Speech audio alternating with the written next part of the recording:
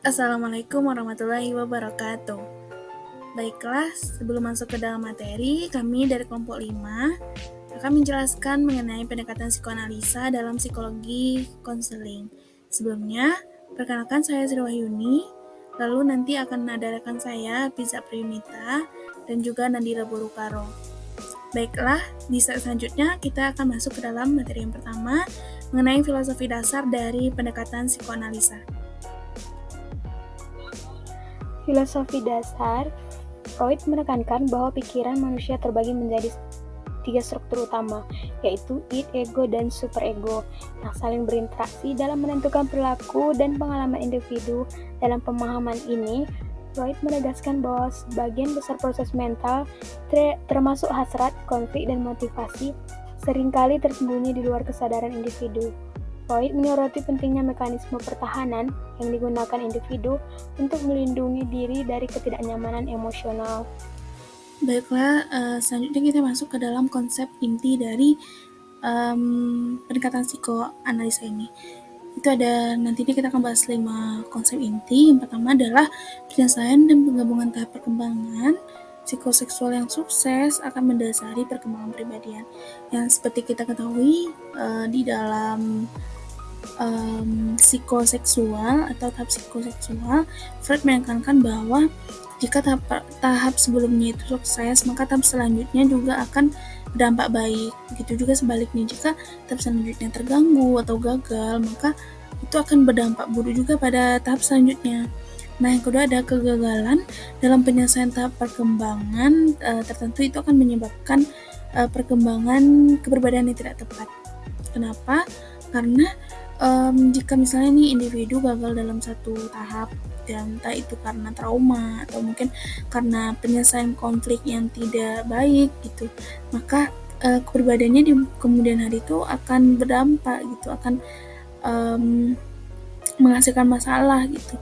Misalnya nih pada hubungan interpersonal, kontrol impuls, dan juga identitas diri. Selanjutnya tuh adalah struktur dasar kepribadian. Struktur dasar kepribadian menurut Freud sendiri itu ada 3, ada id, ego, dan superego. Itu adalah aspek sadar yang berisi dorongan dan naluriah dasar kita sebagai manusia. Ego adalah bagian kepribadian yang berkaitan dengan pemenuhan kebutuhan si id tadi, dan superego adalah si norma yang ada di lingkungan kita. Selanjutnya yaitu kecemasan timbul sebagai hasil dari penekanan pikiran yang tidak disadari. Maksudnya gimana? Jadi si Freud, ya orang yang mengembangkan psikoanalisa ini, percaya bahwa kecemasan itu timbul karena ketika ego kita tidak mampu menyelesaikan konflik antara id dan superego. Kemudian pikiran yang tidak disadari tersebut seperti dorongan tidak sadar atau perasaan bersalah, itu akan menaikkan ego ini, kemudian timbullah kecemasan, teman-teman. Nah, selanjutnya yang terakhir itu ada tindakan saat ini seringkali terkait dengan proses bawah sadar ya.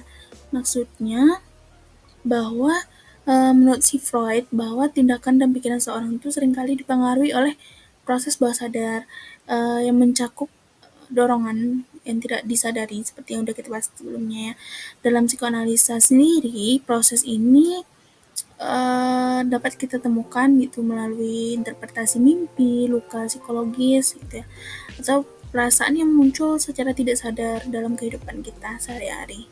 Jadi ada peran konselor, yaitu bertugas untuk menciptakan lingkungan terapeutik yang aman dan mendukung, di mana klien merasa nyaman dalam menjelajahi konflik-konflik emosional yang mungkin tersembunyi di lapisan bawah kesadaran mereka, melalui teknik seperti asosiasi, bebas, dan interpretasi. Konselor membantu klien menjelajahi dan memahami makna yang terkandung dalam pengalaman hidup mereka, terutama pengalaman masa lalu yang mungkin membentuk pola pikir dan perilaku saat ini. Selain itu, konselor memainkan peran dalam membangun hubungan terapeutik yang kokoh dengan klien, yang menjadi landasan bagi eksplorasi yang dalam dan transportasi pribadi. Nah, tujuan konseling dalam psikoanalisis ini juga menggali memahami konflik-konflik psikologis yang tersembunyi di alam bawah sadar klien, dengan harapan untuk mencapai pemahaman yang lebih dalam tentang diri mereka sendiri dan pengalaman hidup mereka. Melalui proses ini, konselor berusaha untuk membantu klien mengidentifikasi pola-pola pikiran, perasaan, dan perilaku yang mungkin berasal dari pengalaman masa lalu, dan kemudian mengatasi atau mengubah pola-pola tersebut agar menjadi lebih sehat dan adaptif. Oke, baik teman-teman, selanjutnya kita masuk ke dalam therapeutic relationship. Therapeutic relationship ini apa sih sebenarnya? Yaitu adalah mengacu pada hubungan yang dibangun antara si konselor dengan konseli. Hal itu sangat amat berguna dan penting untuk kita karena ini menjaga keberlangsungan konseling kita. Nah, yang pertama adalah konselor tetap tidak dikenal dan konselor seringkali menempatkan perasaan atau pikiran mereka pada konselor. Ini berarti bahwa dalam hubungan terapeutik, konselor biasanya tidak terlibat secara pribadi dalam kehidupan konselor di luar sesi konseling. Konselor mungkin merasa nyaman untuk berbicara tentang perasaan atau pikiran mereka dengan konselor. Selanjutnya itu adalah tujuannya adalah untuk membantu konselor merasa lebih nyaman, mengungkapkan emosi mereka dan mengolah pikiran. Hubungan terapeutik sendiri itu memang bertujuan untuk demikian agar proses konseling kita tetap berlangsung dengan nyaman. Selanjutnya konselor diajak untuk terlibat dalam percakapan yang terbuka, kemudian mengungkapkan masalah mereka yang sedang mereka hadapi dan mendapatkan pemahaman yang lebih dalam lagi nih tentang sebenarnya apa yang terjadi sama mereka, tentang diri mereka sendiri. Nah, hubungan terapeutik ini juga bertujuan untuk ini teman-teman, untuk refleksi dan dialog. Selanjutnya adalah konselor memberikan penafsiran untuk membantu si konselor ini paham bagaimana perilaku diri mereka saat ini, kemudian bagaimana masa lalu mereka. Terus konselor akan membantu konseli dalam memahami ini, kemudian memberikan solusi dan mengatasi tantangan yang lagi dihadapi si konselor. Selanjutnya masuk kepada teknik konseling dalam psikoanalisa. Teknik konseling dalam psikoanalisa itu terbagi menjadi 7. Yang pertama itu ada teknik analisis kepribadian atau case histories. Pendekatan dinamika penyembuhan gangguan kepribadian yang menekankan pada analisis dinamika dorongan primitif atau libido terhadap ego dan peran superego dalam menahan dorongan tersebut. Pertanyaan mendasar dalam teknik konseling ini adalah apakah ego mampu menjaga keseimbangan antara dorongan dari id dan tekanan moral dari superego. Selanjutnya, pendekatan ini mencari penyebab ketidakmampuan ego untuk mempertahankan keseimbangan tersebut dengan fokus pada tahapan-tahapan perkembangan dorongan seksual yang mungkin mengalami gangguan. Yang kedua itu ada hipnotis. Hipnotis dalam memahami faktor-faktor yang tersembunyi dalam ketidaksadaran yang menjadi penyebab masalah seseorang. Dalam proses hipnotis, klien didorong untuk mengungkapkan konflik-konflik yang terdapat dalam ketidaksadaran melalui katarsis verbal. Namun, terdapat beberapa kekurangan dalam penggunaan hipnotis ini, seperti tidak semua klien responsif terhadap hipnotis dan mampu menemukan konflik-konflik dalam tingkat ketidaksadaran. Selain itu, hasil dari hipnotis tidak selalu bersifat permanen, karena penyebab masalah masih tetap ada dan dapat kembali mengganggu setelah klien sadar. Yang ketiga itu ada asosiasi bebas. Metode terapi asosiasi bebas yang bertujuan untuk membebaskan pikiran dari sensor yang biasanya ada dalam cara berpikir kita. Dalam terapi ini, klien diminta untuk berbaring dalam keadaan rileks dan mengasosiasikan kata-kata yang diucapkan oleh dirinya sendiri atau oleh konselor dengan kata yang pertama kali muncul dalam ingatannya, tanpa hitungkan pertimbangan baik buruk, benar salah, atau rasionalitasnya. Tujuan dari metode ini adalah untuk memungkinkan id, bagian psikis yang berhubungan dengan dorongan-dorongan naluriah, untuk berbicara tanpa adanya intervensi dari ego dan superego. Selanjutnya itu yang keempat ada analisis resistensi. Analisis resistensi dalam konteks konseling atau terapi. Analisis resistensi melibatkan penelusuran terhadap sikap resisten yang ditunjukkan oleh klien. Resistensi ini dapat berupa berbagai bentuk perilaku seperti kurangnya komitmen pada sesi konseling, ketidakpatuhan terhadap janji, penolakan untuk mengingat mimpi, menghalangi proses asosiasi bebas, dan bentuk-bentuk resistensi lainnya yang mungkin muncul selama proses konseling. Nah, baik, kita masuk kepada teknik konseling yang kelima, yaitu analisis transferensi. Transferensi terjadi ketika klien memproyeksikan perasaan yang dimilikinya terhadap orang penting di masa lalu kepada konselor. Dalam proses konseling, konselor memfasilitasi dan menginterpretasikan transferensi tersebut, baik yang bersifat positif maupun negatif. Pelepasan perasaan ini dianggap sebagai bagian terapeutik yang membantu dalam proses pemahaman dan pemecahan masalah bagi klien. Disebut sebagai katarsis emosional. Analisis transferensi merupakan nilai tambah penting dalam kerangka kerja konseling. Selanjutnya itu yang keenam ada analisis mimpi. Freud menganggap mimpi sebagai jendela ke dalam ketidaksadaran di mana dorongan-dorongan terpendam seperti hasrat, kebutuhan, dan ketakutan dapat terungkap. Saat tidur, pertahanan ego melemah memungkinkan perasaan yang tertekan untuk muncul ke permukaan. Analisis mimpi memungkinkan konselor untuk memahami masalah yang belum terselesaikan oleh klien. Mimpi memiliki dua tingkat, yaitu isi laten yang berisi motif-motif tersembunyi dan simbolik, serta isi manifest yang merupakan bentuk konkret dari mimpi yang dapat diingat oleh klien. Tugas konselor adalah mengungkap makna simbolik dari isi manifest untuk memahami isi laten yang tersembunyi dalam mimpi klien tersebut. Yang terakhir atau nomor 7 yaitu penafsiran. Penafsiran mencakup analisis atas berbagai teknik seperti asosiasi bebas, analisis mimpi, analisis resistensi, dan analisis transferensi. Konselor menggunakan penafsiran untuk menyampaikan dan memberikan pemahaman kepada klien mengenai makna dari tingkah laku yang ditunjukkan oleh klien melalui teknik-teknik analisis tersebut. Tujuan dari penafsiran ini adalah untuk mendorong klien dalam mengasimilasi pemahaman baru, mempercepat proses penyingkapan hal-hal yang sebelumnya tidak disadari. Pentingnya waktu yang tepat dalam memberikan penafsiran adalah agar klien mampu menerima dan mengintegrasikan pemahaman tersebut sebagai bagian dari dirinya sendiri.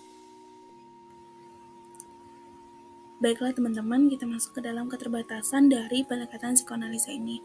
Yang pertama adalah lebih menekankan aspek biologis, naluriah, daripada faktor sosial, budaya, dan hubungan antar pribadi. Nah, ini menjadi kekurangan psikoanalis. Dia punya penekanan yang lebih pada dua aspek saja, tidak melihat aspek yang lain gitu ya. Selanjutnya itu adalah banyak klien yang kurang memiliki kekuatan ego yang dibutuhkan untuk terapi yang lebih regresif atau reskonstruktif. Nah, terapi ini membutuhkan kemampuan klien untuk mengatasi emosi kuat dan juga memproses pengalaman masa lalu yang mungkin sangat menyakitkan. Nah, sedangkan dengan pendekatan psikoanalisa ini, si klien ini kurang gitu, kekuatan egonya, sehingga sulit untuk menghadapi tantangan ini. Nah, yang ketiga adalah terapi memerlukan pelatihan yang panjang. Terapis atau konselor memerlukan pelatihan yang panjang itu tentu saja karena dilihat dari teknik yang kompleks dan juga butuh pemahaman yang sangat dalam untuk teori psikodinamika. Selanjutnya adalah klien memerlukan waktu dan biaya yang lebih besar. Jadi maksudnya terapi atau konseling sendiri ini dengan menggunakan pendekatan ini akan memakan biaya dan waktu yang besar gitu ya, karena mungkin tidak praktis atau tidak terjangkau untuk klien yang ekonomi bawah gitu ya. Terus juga tidak cocok untuk berbagai kelompok dan etnis budaya. Kenapa? Karena beberapa pendekatan yang digunakan dalam psikoanalisis sendiri itu mungkin tidak peka terhadap perbedaan budaya, yang membuat kurang sesuai untuk berbagai etnis atau kelompok. Nah, selanjutnya itu kita akan membahas contoh kasus dalam konseling psikologi. Menghisap rokok adalah sebuah kebiasaan yang telah mengganggu kehidupan sehari-hari Agus, yakni seorang pria berusia 35 tahun. Agus telah merokok sejak usia remaja dan kecanduannya semakin parah dalam beberapa tahun terakhir. Ia mencoba untuk berhenti merokok beberapa kali, tetapi selalu gagal. Kebiasaan merokoknya telah mengganggu kesehatannya, hubungan dengan keluarga, dan juga kinerjanya di tempat bekerja. Agus datang untuk konseling karena ia merasa tertekan dan putus asa dengan upaya-upaya sebelumnya untuk berhenti merokok. Nah, setelah kita membaca contoh kasus sebelumnya, selanjutnya saya akan membahas kasus tersebut dalam pendekatan psikoanalisa. Dalam pendekatan psikoanalisis, konselor akan mengeksplorasi alam bawah sadar klien untuk mengidentifikasi akar penyebab masalah. Konselor akan menganggap bahwa perilaku seseorang dipengaruhi oleh konflik internal dan pengalaman masa lalu yang belum terselesaikan, yang tersembunyi di alam bawah sadar mereka. Melalui konseling yang menggunakan pendekatan psikoanalisis ini, Agus diharapkan dapat meningkatkan pemahaman diri dan mengatasi konflik internal yang mendasari kebiasaan merokoknya. Dengan bekerja melalui konflik ini, Agus dapat mengembangkan strategi baru untuk mengatasi stres dan ketidaknyamanan tanpa bergantung pada merokok, sehingga memungkinkannya untuk mencapai perubahan yang lebih baik dalam kehidupannya. Nah, selanjutnya setelah selesai kita membahas pendekatan psikoanalisa, dalam psikologi konseling kita akan masuk ke dalam pendekatan behavioral. Baiklah, materi pertama yaitu filosofi dasar dari pendekatan ini akan dijelaskan oleh rekan saya Nandira Burukaro. Nah, di sini ada filosofi dasar dari pendekatan behavioral ini. Dalam proses konseling membatasi perilaku sebagai fungsi interaksi antara pembawaan dengan lingkungan.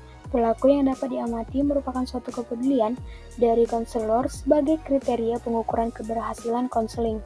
Dalam konsep behavior, perilaku manusia merupakan hasil belajar yang dapat diubah dengan memanipulasi dan mengkreasikan kondisi-kondisi belajar, di mana proses konseling merupakan suatu proses atau pengalaman belajar untuk membentuk konseling mengubah perilakunya sehingga dapat memecahkan masalahnya. Katanya.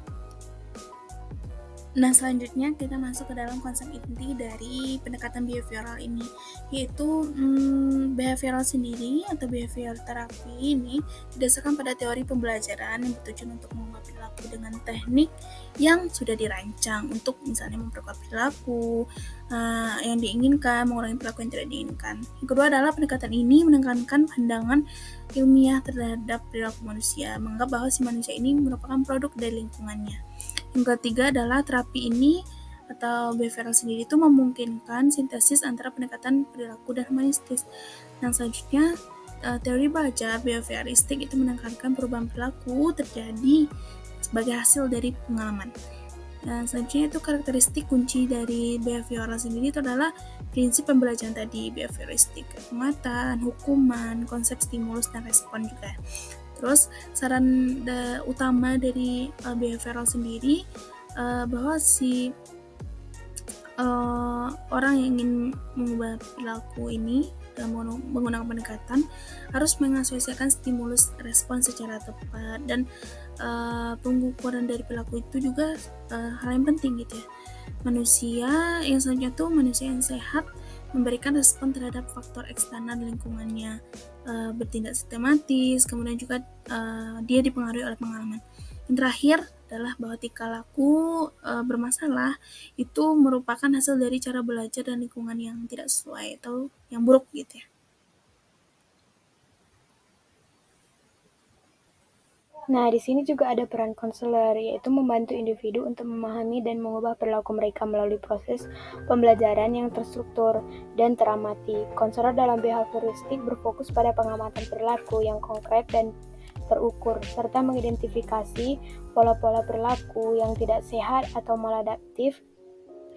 Mereka menggunakan teknik seperti analisis fungsional, di mana mereka mengidentifikasi stimulus lingkungan yang memicu perilaku tertentu dan konsekuensi yang memperkuat perilaku tersebut.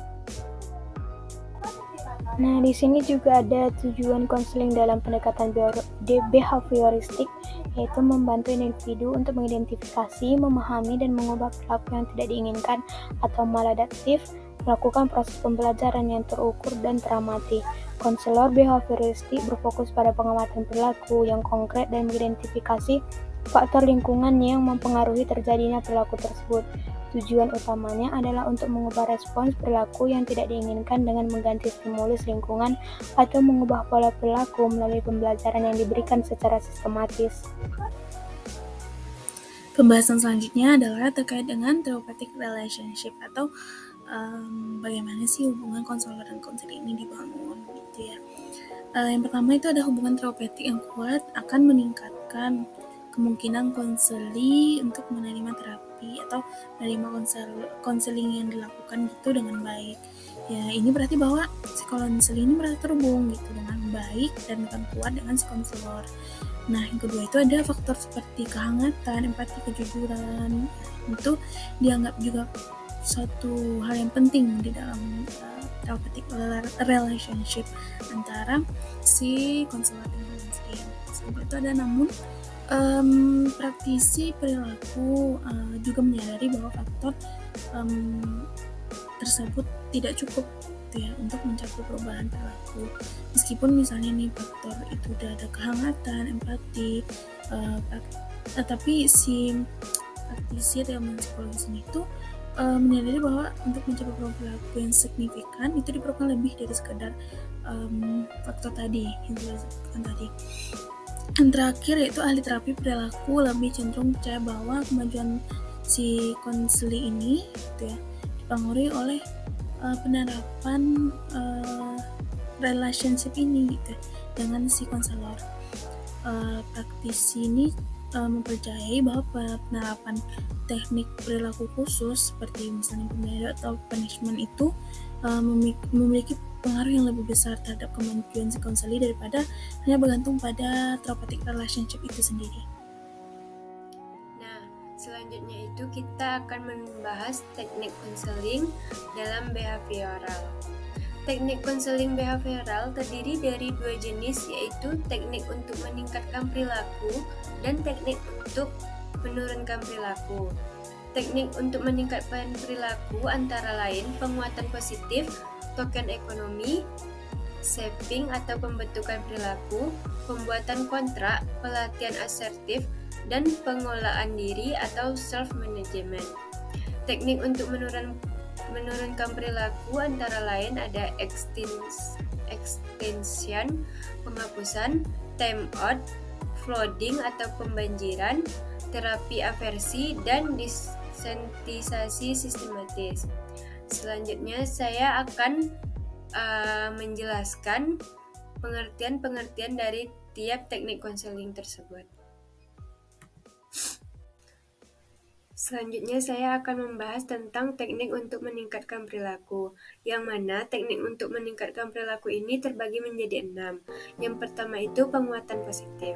Penguatan positif merupakan pemberian hadiah atau penghargaan yang menyenangkan setelah klien menunjukkan perilaku yang diinginkan. Tujuannya adalah agar perilaku tersebut cenderung diulang, meningkat, dan tetap ada di masa depan. Setelah perilaku tersebut terbentuk, frekuensi pemberian penguatan dapat dikurangi, tetapi perilaku yang diinginkan tetap dipertahankan. Yang kedua itu ada token ekonomi. Token ekonomi merupakan sebuah teknik konseling yang didasarkan pada prinsip operant conditioning Skinner, yang menggunakan penguatan untuk mengubah perilaku. Dalam teknik ini, pemberian penguatan dilakukan melalui token yang dapat ditukar dengan barang yang diinginkan oleh klien. Tujuan dari token ekonomi ini adalah untuk mengembangkan perilaku adaptif dengan memberikan penguatan menggunakan token. Ketika perilaku yang diinginkan telah terbentuk, pemberian token secara bertahap dapat dikurangi. Yang ketiga itu ada shaping atau pembentukan perilaku. Sapping adalah suatu proses di mana tingkah laku baru yang sebelumnya belum ditampilkan dibentuk melalui pemberian penguatan secara sistematis dan langsung setiap kali tingkah laku tersebut ditampilkan. Proses ini melibatkan perubahan tingkah laku secara bertahap dengan menggunakan memperkuat unsur-unsur kecil dari tingkah laku yang diinginkan secara berurutan hingga mendekati tingkah laku akhir yang diinginkan. Konselor dapat memecah tingkah laku menjadi unit-unit kecil dan mempelajarinya secara terpisah untuk memfasilitasi proses sapping. Yang keempat itu ada pembuatan kontrak, yang mana pembuatan kontrak adalah mengatur kondisi sehingga klien menampilkan tingkah laku yang diinginkan berdasarkan kontrak antara klien dan konselor. Beberapa prinsip dasar kontrak antara lain kontrak disertai dengan penguatan diberikan dengan segera, kontrak harus dinegosiasikan secara terbuka dan bebas serta disepakati antara klien dan konselor. Dan kontrak harus fair, serta kontrak harus jelas, atau target tingkah laku frekuensi lamanya kontrak. Nah, selanjutnya yang kelima itu ada pelatihan asertif. Klien diajarkan untuk memahami perbedaan antara tingkah laku agresif, submisif, dan asertif. Tujuannya adalah agar klien dapat belajar dan menerapkan tingkah laku asertif. Tingkah laku asertif merujuk pada kemampuan seseorang untuk menyampaikan pikiran, perasaan, dan keyakinannya kepada orang lain dengan jujur tanpa rasa bersalah dan tanpa menyakiti perasaan orang lain. Yang keenam itu ada pengelolaan diri atau self-management. Pengelolaan diri adalah suatu prosedur di mana individu mengatur perilakunya sendiri. Dalam teknik ini, individu terlibat dalam beberapa atau seluruh komponen dasar, termasuk menetapkan perilaku sasaran, memonitor perilaku tersebut, memilih prosedur yang akan ditetapkan, melaksanakan prosedur tersebut, dan mengevaluasi efektivitasnya dalam penerapan teknik ini. Tanggung jawab keberhasilan konseling ada di tangan klien. Sementara konselor berperan sebagai pencetus gagasan, fasilitator yang membantu merancang program dan motivator bagi klien. Nah, selanjutnya kita masuk kepada teknik untuk menurunkan perilaku, yang mana teknik untuk menurunkan perilaku ini terbagi menjadi 6. Yang pertama itu ada extension atau penghapusan. Penghapusan adalah menghentikan penguatan pada tingkah laku yang sebelumnya diberikan penguatan. Prinsipnya adalah hanya sedikit individu yang mau melakukan sesuatu yang tidak memberikan keuntungan. Yang kedua itu ada time out. Time out merupakan suatu teknik aversif yang ringan yang bertujuan untuk mengurangi peluang klien mendapatkan penguatan positif. Teknik ini efektif jika digunakan dalam waktu singkat seperti 5 menit. Time out dapat diterapkan di kelas, di mana siswa yang berperilaku tidak diinginkan dipisahkan atau dipindahkan dari siswa lain untuk jangka waktu tertentu. Hal ini membuat individu tidak lagi berupaya melakukan perilaku yang menarik perhatian guru atau teman-temannya saat dalam kondisi terpisah. Yang ketiga itu ada flooding atau pembanjiran. Flooding merupakan suatu teknik terapi di mana klien dibanjiri dengan situasi atau stimulus yang menyebabkan kecemasan atau perilaku yang tidak diinginkan, hingga klien menyadari bahwa ketakutannya tidak beralasan. Teknik ini harus dilakukan dengan hati-hati karena dapat menyebabkan reaksi emosional yang sangat intens. Flooding efektif digunakan untuk mengatasi kasus fobia dengan tujuan untuk mengurangi tingkat ketakutan dengan menghadapi stimulus yang menimbulkan ketakutan secara berulang tanpa memberikan penguatan. Selanjutnya yang keempat ada terapi aversi. Dalam kontrol diri, aversi biasanya diterapkan oleh klien sendiri, tetapi dalam sesi treatment, terapis yang mengatur kondisi aversi. Contohnya, remaja yang suka berkelahi mungkin diperlihatkan foto temannya yang terluka sambil diberi kejutan listrik yang menyebabkan rasa sakit. Terapi aversi bertujuan untuk mengubah proses penguatan dari rasa senang atau bangga saat menyakiti orang lain menjadi perasaan iba, takut, atau bersalah saat melihat orang lain terluka atau merasakan sakit karena listrik. Aversif stimuli akan menciptakan asosiasi antara stimulus yang tidak disukai dengan perasaan tidak menyenangkan, sehingga membantu dalam mengendalikan perilaku yang tidak diinginkan. Yang terakhir atau yang kelima ada desensitisasi sistematis. Teknik desensitisasi sistematis digunakan untuk mengurangi atau menghilangkan rasa cemas serta perilaku menghindar. Teknik ini melibatkan penerapan prinsip pengkondisian klasik, di mana stimulus yang menimbulkan kecemasan dilemahkan kekuatannya sehingga gejala kecemasan dapat dikendalikan dan dihilangkan melalui penggantian stimulus. Proses ini melibatkan latihan relaksasi dan mengasosiasikan keadaan santai dengan pengalaman yang memicu kecemasan yang dibayangkan atau divisualisasikan oleh klien.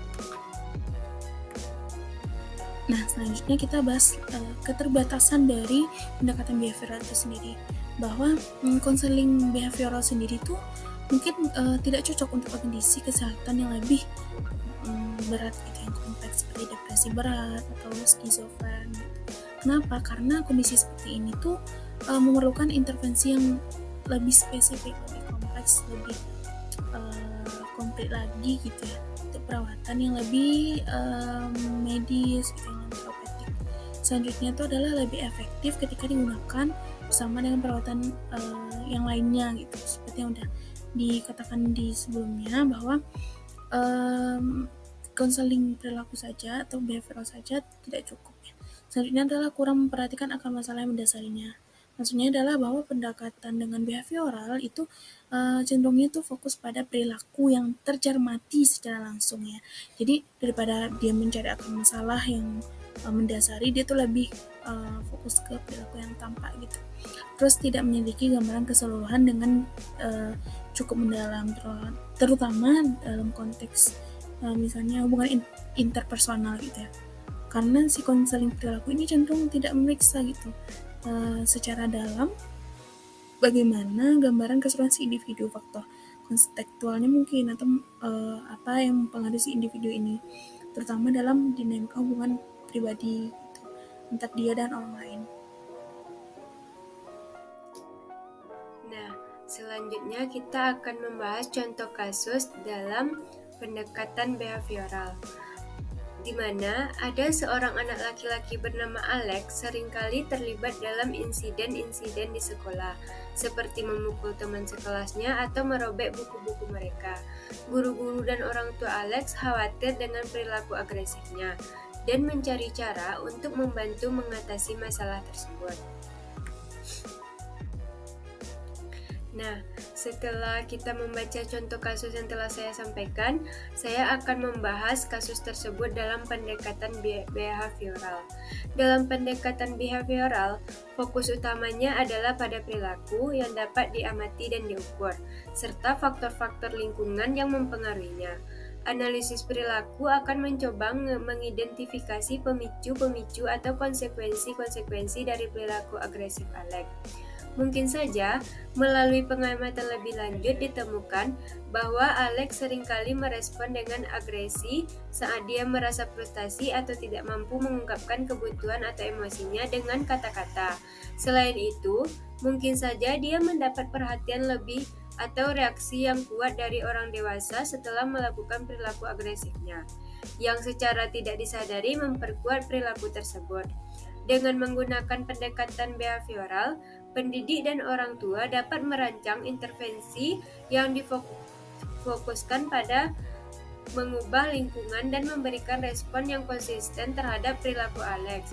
Ini bisa meliputi penggunaan penguatan positif untuk perilaku yang diinginkan, pengajaran keterampilan pengelolaan emosi, serta penggunaan strategi penyelesaian masalah untuk membantu Alex mengatasi frustasi atau kesulitan yang dihadapinya. Dengan konsistensi dan perencanaan intervensi yang tepat berdasarkan pada prinsip-prinsip behavioristik, diharapkan perilaku agresif Alex dapat dikurangi dan digantikan dengan respon yang lebih adaptif dan positif di lingkungan sekolah.